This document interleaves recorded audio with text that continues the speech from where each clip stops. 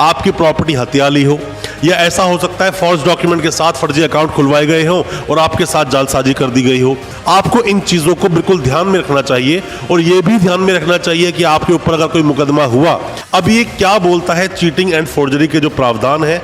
दोस्तों, cheating and forgery जैसे अपराधों में जिसमें कि धोखाधड़ी किसी के साथ हो जाए, जालसाजी हो जाती है किसी के साथ, या फिर कोई कर रहा है किसी के साथ धोखाधड़ी या जालसाजी, ऐसे जो अपराध होते हैं, हालांकि देखा जाए इनमें जो पनिशमेंट का प्रावधान है वो इम्प्रिजनमेंट ऑफ लाइफ तक का है, मतलब कि ताउम्र, मतलब उम्र कैद तक का प्रावधान है ऐसे मामलों में। बट अक्सर ऐसा देखा गया है कि मान लीजिए आपके साथ कोई अगर धोखाधड़ी होती है तो उन मामलों में पुलिस अक्सर सिर्फ और सिर्फ 420 में ही उस मामले को निपटा देती है, जबकि ऐसे केसेस के अंदर फॉर्जरी भी आसानी से देखा जा सकता है।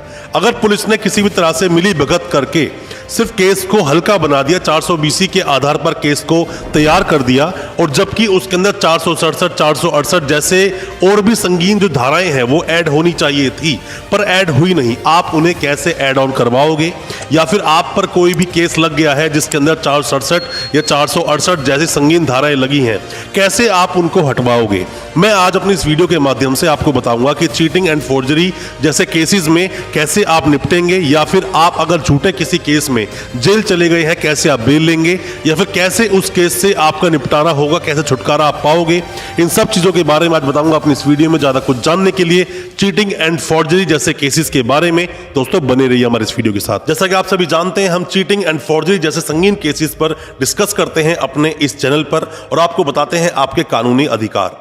अगर आपका भी नाम आया है किसी भी तरह के चीटिंग या फोर्जरी जैसे संगीन केसेस में, तो हो सकता है कि ये वीडियो आपके बहुत काम का हो, इसके लिए वीडियो को अंत तक पूरा देखें। दोस्तों, जब भी कोई मुकदमा दर्ज होता है, मान लीजिए कि पुलिस स्टेशन आप जाते हैं और बोलते हैं कि मेरे साथ एक चीटिंग हुई है, किसी व्यक्ति ने मुझसे पैसा लिया और मेरे नाम प्रॉपर्टी की या फिर सेल एग्रीमेंट किया, पर बाद में प्रॉपर्टी मुझे नहीं दी, या फिर ऐसा भी हो सकता है किसी भी व्यक्ति ने फॉर्ज डॉक्यूमेंट करके आपकी प्रॉपर्टी हथिया ली हो, या ऐसा हो सकता है फॉर्ज डॉक्यूमेंट के साथ फर्जी अकाउंट खुलवाए गए हो और आपके साथ जालसाजी कर दी गई हो।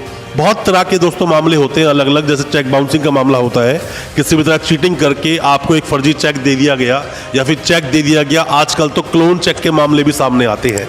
इन सभी मामलों में अगर नॉर्मल रूप से देखा जाए तो चीटिंग और फॉर्जरी की जो धाराएं होती हैं, जैसे कि 420, 467, 468, 471, 120B जैसी जो धाराएं हैं, इनके तहत मामला दर्ज होता है।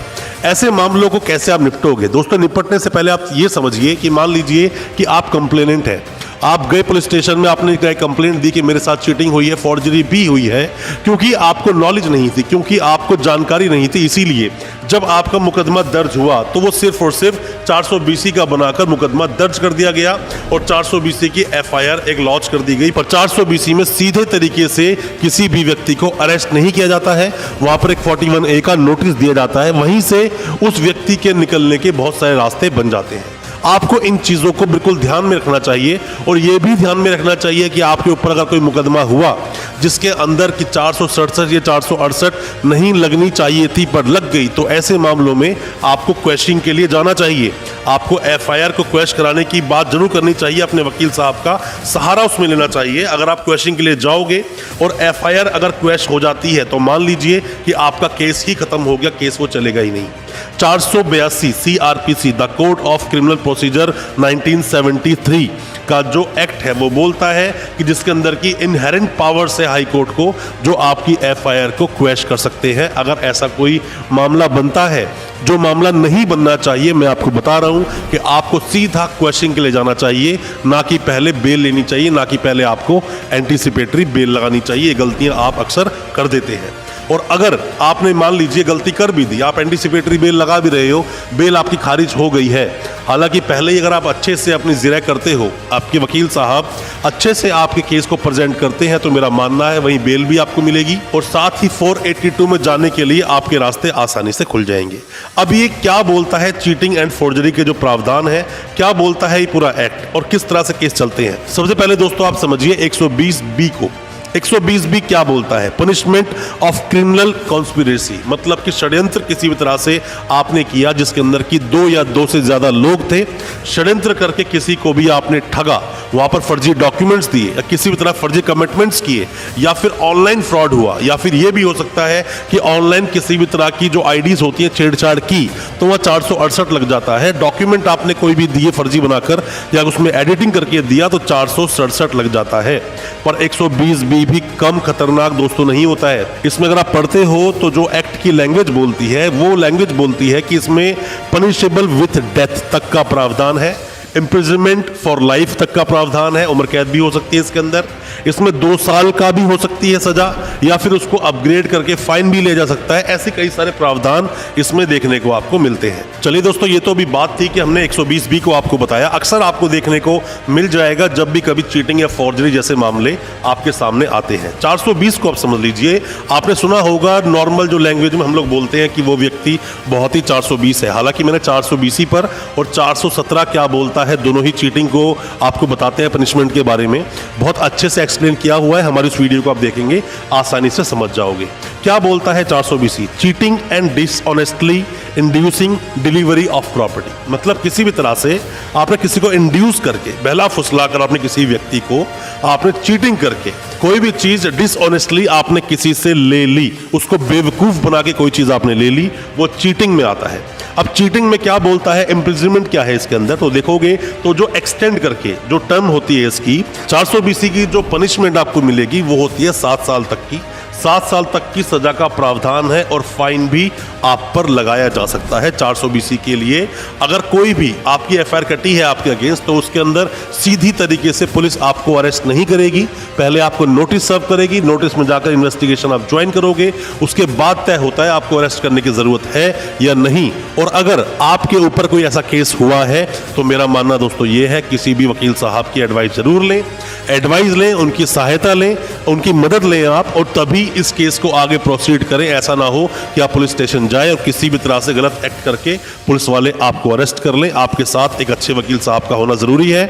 बेटर है कि उनकी आप गाइडेंस ले लें, ताकि क्योंकि कई बार ऐसा होता है कि आप अपनी समझदारी में ऐसी कुछ गलतियां कर देते हो जो नहीं होनी चाहिए थी और बाद में आपको पछताना पड़ता है। अब हम बात कर लेते हैं क्या बोलता है 466 कि 466 भी कई बार देखा गया है और 468 भी देखा गया है, बट मेजरली जो प्रॉब्लम क्रिएट करता है वो क्रिएट करता है 467। 467 क्या बोलता है दोस्तों? 467 forgery of valuable security will etc, मतलब कि विल में आपने किसी तरह फॉर्जरी कर दी या कोई भी वैल्यूएबल सिक्योरिटीज या फिर कोई भी ऐसी चीज जो कि मार्कशीट्स, अक्सर आप देखते हो कि लोग फर्जी मार्कशीट बना लेते हैं, फर्जी प्रॉपर्टी के पेपर लोग बना लेते हैं, या किसी भी तरह से फर्जी अकाउंट खुलवाया, आधार कार्ड में चेंजेस कर दिए आपने, पैन कार्ड में कुछ चेंजेस कर दिया आपने, फर्जी अकाउंट खुलवा लिया। ये सब मामलों के अंदर 467 लगता है जब पेपरों में आप छेड़छाड़ करते हैं, और जिसके अंदर अगर आप पनिशमेंट की बात करें जो इम्प्रिजनमेंट ऑफ लाइफ तक हो सकता है, उम्र कैद तक का प्रावधान है इस सेक्शन के अंदर। तो बेहतर है थोड़ा दूर रहें। चीटिंग फॉर्जरी के मामले बड़े संगीन होते हैं, जल्दी से आपको बेल नहीं मिलती और बेल लेने के लिए आपको मशक्कत करनी पड़ती है। 420 के साथ 409 लग जाता है जब ईओडब्ल्यू के मामले आते हैं, इकोनॉमिक ऑफेंसिव विंग की मैं आपको बात कर रहा हूं। हालांकि उस पर भी हमने वीडियो बनाया है, उस पर डिटेल वीडियो आप देख सकते हैं, या फिर अगले कुछ वीडियो में सजेशंस चाहते हैं तो बताएंगे तो हम उस पर भी वीडियो लेकर आ जाएंगे। अब दोस्तों अक्सर आप देखते हो कि 467 के साथ में 468 भी लगा होता है 468, जो बोलता है forgery for purpose of cheating, मतलब कि चीटिंग के लिए ही फॉर्जरी की गई हो, किसी को बेवकूफ बनाना है, फर्जी कागजात बना लिए, उसको दिखा दिए, चीटिंग करने का ही आपका इरादा था, ये कहता है ये सेक्शन। और अगर हम इसमें इम्प्रिजनमेंट की बात करें जिसको एक्सटेंड किया जाता है 7 साल तक के लिए, 7 साल तक की सजा इसके अंदर हो सकती है। अगर 68 ही लगा है 420 के साथ तो फिर भी आपके रास्ते थोड़े आसान हो सकते हैं बेल लेने में, बट जब 467 लग जाता है तो मामला थोड़ा सीरियस बन जाता है और पुलिस अक्सर इस पूरी सीरीज को लेकर ही चलती है। आप पर हमेशा जब सेक्शंस लगाए जाते हैं सबको यूज किया जाता है। अब एक जगह और आता है सेक्शन 471, आपने अक्सर एफआईआर में देखा होगा। अभी क्या बोलता है सेक्शन 471, यूजिंग एज जेन्युइन, मतलब कोई भी फॉर्ज डॉक्यूमेंट आपने जेन्युइन की तरह यूज किए, डॉक्यूमेंट और इलेक्ट्रिक रिकॉर्ड या कोई भी इलेक्ट्रॉनिक रिकॉर्ड हो सकते हैं, डॉक्यूमेंट हो सकते हैं, जेन्युइन की तरह अगर आपने यूज किए हैं तो इसमें भी आपको पनिशमेंट मिलेगी। और पनिशमेंट आपको मिलेगी कितनी। तो दोस्तों ये जो सारे सेक्शंस लगाए जाते हैं पुलिस के द्वारा जब भी कभी किसी व्यक्ति को अरेस्ट किया जाता है, आपका मामला है, आप किसी पर ऐसे कोई सेक्शंस लगा रहे हो, चीटिंग फॉर्जरी आपके साथ हुई है, तो दोस्तों मैं फिर आपको बोलना चाहूंगा कि जब कंप्लेंट देते हैं पुलिस स्टेशन में बहुत सोच समझ के अच्छे से कंप्लेंट दें। ऐसा ना हो कंप्लेंट इतनी पुअर तरीके से आप ड्राफ्ट कर लें या बना लें कि कंप्लेंट देने के बाद वो अरेस्ट भी व्यक्ति ना हो और आपका पैसा, लाखों करोड़ों की संपत्ति हो सकती है, वो पैसा पूरी जिंदगी जो आपने कमाया वो कुछ ही मिनटों में कोई इंसान आपसे चीटिंग करके पूरा पैसा छीन सकता है। उसे कब्जे में गया हुआ पैसा जल्दी से मिलेगा नहीं और आप सोचो कि केस चलेगा, एक बार किसी की बेल हो गई तो केस लंबा चलेगा दोस्तों, 5 साल 10 साल चल सकता है। और अगर किसी में कन्विक्शन हो भी गया तो वो हाई कोर्ट चले जाएंगे, हाई कोर्ट से भी अगर अपील मंजूर नहीं सुप्रीम कोर्ट चले जाएंगे, केस सालों साल चलता है। बेहतर है जब आप किसी पर केस करते हैं बड़े स्ट्रांगली उस केस को प्रेजेंट कीजिए और आप पर कोई फेक केस अगर हो गया है जल्द से जल्द 482 सीआरपीसी में जाइए, क्वेश्चन के लिए जाइए। अगर आपके पास एविडेंसेस हैं, एविडेंसेस नहीं है, फिर भी आपका नाम आ गया, पुलिस ने आपको अरेस्ट कर लिया है, तो भी आप जाकर अपने अगर प्रूफ, कुछ भी अगर प्रूफ आपके पास है आप दिखाएंगे, आसानी से बेल हो जाएगी। जैसे हम लोग चीटिंग एंड फॉर्जरी पर कई सारी वीडियोस लेकर आए हैं और आपको बहुत सारे आपके अधिकार बताए हैं। कोई भी किसी भी तरह के सवाल अगर आपके दिल में है चीटिंग या फॉर्जरी को लेकर, क्वेश्चनिंग ऑफ एफआईआर को लेकर या एंटीसिपेटरी बेल को लेकर, किसी भी तरह के सवाल आपके दिल में है आप पूछे दोस्तों जरूर, क्योंकि कई बार ऐसी छोटी छोटी रेमेडीज होती हैं कि अगर उन रेमेडीज को आप पूरा कर लेते या कानूनी प्रावधान को आप फॉलो करते तो आप जेल ही नहीं जाते या फिर आपके साथ चीटिंग ही नहीं होती।